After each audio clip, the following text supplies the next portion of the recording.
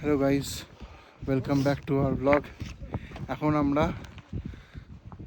সান্দাকফু আল থেকে ট্রেক করে সংগ্রাম বলে কোনো একটা গ্রাম আছে, ওর দিকে পৌঁছাচ্ছি। আর এখানে আমি আছি, আমার সাথে দিকে আছে জন্টি, ঠিক আছে।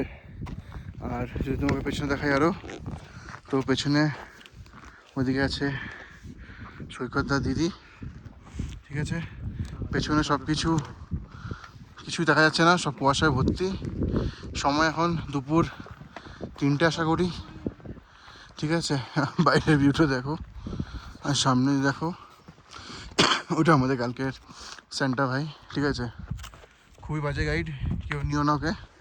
ভুল করেছিলাম কালকে বলে যে গাইডটা ভালো, এর থেকে ভালো অন্য একটা গাইডের নাম্বার দিয়ে দেবো, ওকে কন্ট্যাক্ট করবে।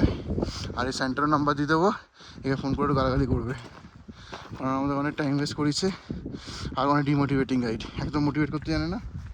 সো তোমরা যদি এখানে ট্রেকার্স এবার আসো, তো এটা নট আ ইজি ট্রেক, এটা মডারেট টু ডিফিকাল্টের মধ্যে পড়ে, বাট ভিউজটা খুব ভালো।